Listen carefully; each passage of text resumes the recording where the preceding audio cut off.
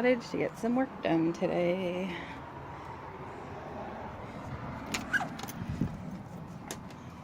A little bit of a mess in here. All this stuff needs to get listed that's sitting in this corner.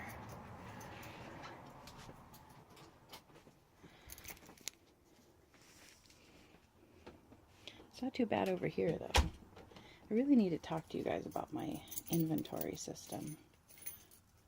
See these new boards that I got? I went on a recent trip to California. We went to a 99 cents only store because we don't have any here in the Portland area. And of course 99 cents only isn't only 99 cents because why would it be? But they had this set for $4.99, I think it was, or $3.99. It was pretty cheap, of these 4 boards. So there's 2 whiteboards, a chalkboard, and a cork board. And they're real lightweight, and they're real, like the wood isn't, you know, it was just like bare wood. So I painted them to match the cottage. I just used the acrylics that you get at Walmart, you know, for like 45 cents or 50 cents, the little bottles. And then the little sponge brushes. So, you know, I bought the boards for, let's say $5. I think it was $4, but taxes, whatever, we'll say $5. And then I spent $1 on paint. And I had the sponge brushes, but, you know, I buy them at garage sales for like 10 cents or whatever. So this whole project was like $6. Except that since I have them on the metal door, I had to put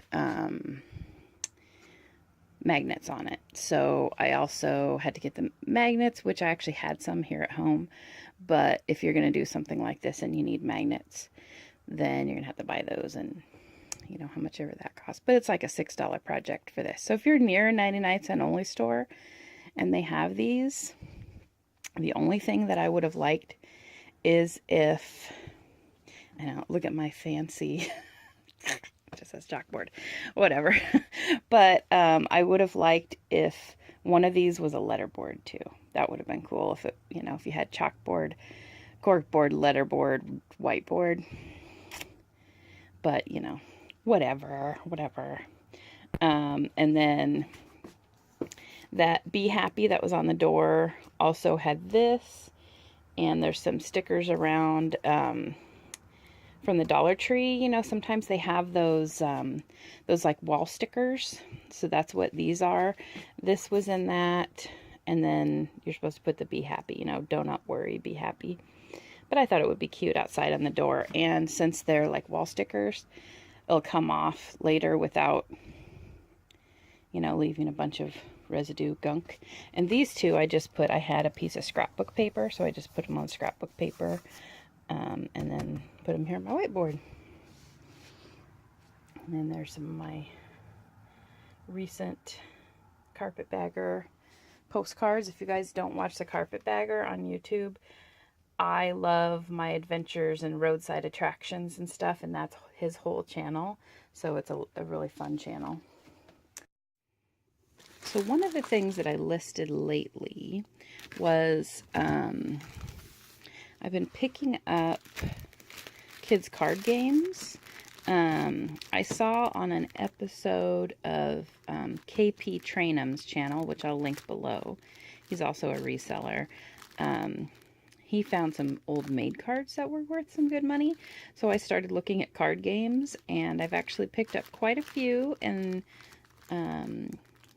even though well, yesterday I found an old maid, so I was excited about that. But I've picked up some other cards, card games that I've gotten like bundles and stuff at estate sales. And some of them have not been complete. But, you know, you can usually get a card game for like a quarter or a dime, you know, not very much. So what I did with these ones that weren't complete is I just made little lots of them. And put them together and made like a miscellaneous listing of you know, some of the cards from some of the different games, and then put them together as a lot for like an ephemera lot for like junk journaling or scrapbooking.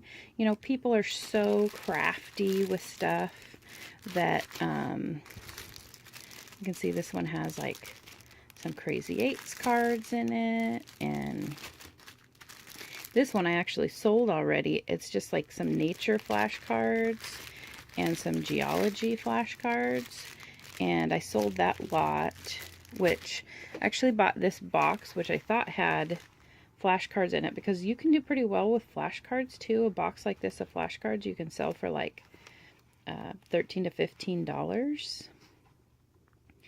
And the bigger the better. People like the bigger ones because they use them for crafting and whatnot, or decorating classrooms, or, you know, whatever. So I bought this thinking it was full of flashcards, and it wasn't. It was full of card games, which were not complete.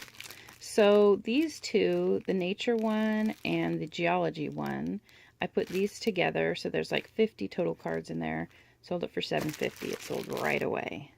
So I paid, I think, 50 cents for this box, and it had that, some of these cards in it and these in it, and I sold this one for $7.50, which, sure, $7.50 isn't a lot, but when you're talking about, you know, making 5 or 6 lots out of something you paid 50 cents for, then it starts to make sense, you know.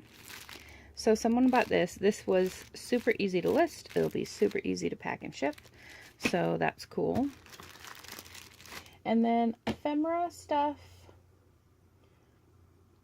tends to, you know, usually, obviously not in this case because I listed these last night and sold last night. But ephemera stuff usually tends to sit around for a while. It's just one of those things that, you know, it's long tail, but they will sell. But also, it's small. It's, you know, easy to store. It doesn't take up a lot of space. So for me, I don't mind if something is more of a, what people call a long tail item, if it's something little like this, because it's easy to store. Since I was talking to you about the cards, I just want to show you real quick how I would ship these, since I said they'd be real easy to ship. One of the things that I do, because I deal with a lot of little things when I sell, is I get Ziploc bags, and I get them from the Dollar Tree. I don't ever want to spend more than $1. You can usually get, like this size, you get like 100 at the Dollar Tree. What I'll do with these is I'll just, I'll leave them in the bag to ship them, and then I have these bubble mailers that I get from eBay for free with my eBay store credit. And if I'm not using the whole thing, I'll cut it off and I'll use it for something else. So I'll use it for this. So I'll just take my eBay tape here and I'll just tape off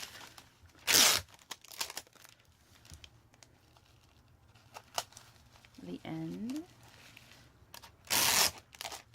like so. And that'll be good and sturdy. Pop my cards in there.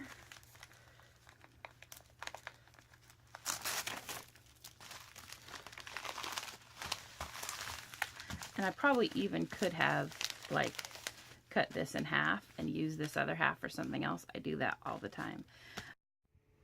Okay guys, so I wanted to show you, I like to sell things, little fabric things. I sell bandanas, I sell scarves. I like to pick up sometimes these cut and sew. I think I showed you in my last video that nativity one, and this is just like a doll one. I'm only going to sell this for $10, but there's 2 panels here, so each of them is $10. And I paid $1 for this panel. And think, this, like, folded up is tiny. It takes hardly any space. And then to pack it and ship it, super easy too. So if you're selling and you only have like a really small space, think about, you know, craft things and stuff like this. It is not a high profit thing, but small space, easy to list, easy to ship. So what I'm doing to ship this is I just folded it up neatly, and I have these little poly mailers. I actually got these on accident. I had ordered big ones and they sent me these small ones, and they came in so handy that I've actually ordered more. So they are perfect for little stuff like this. Slide it right in there. And it's ready to go. It's fabric, so nothing's going to happen to it. It's a poly mailer, so it's nice and strong. It'll be perfect. And I have in my desk drawer, I have my scale. Sits here. It's got a nice flat surface under there. It's sitting on top of a roll of labels actually, so it's a perfect spot. So I'll throw my little poly on there, 1.4 ounces, and it's ready to ship. I'm about to print out my shipping label on my little Rollo printer there, and it costs $2.96 to ship this. My profit after fees and everything is $7.66. There are ones of these that sell for upwards of $100, these cut and sew things. Obviously this isn't that one, but if you were to find that one, you know, that's even better.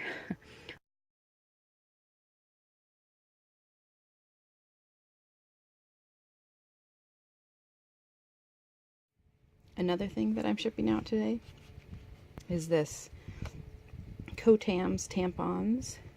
These are actually from Kotex. It's a free sample from, let's see if it actually says on here. No, this is from the 50s though. So I sold this box for $20. I had some other ones that were older that I sold for up to $50. So any kind of older bathroom items, you know, look them up, because I didn't expect to be able to sell old boxes of tampons for $50, or this one I got for $20. But, you know, people use them for, well, some people collect, and then other people might use them for props in, you know, movies or TV or whatever. I mean, if you're doing a 50s period show and someone has a period, you gotta have the old boxes, right? Okay, guys, thanks for joining me in the shed today. I gotta get back to work. See you next time. Bye.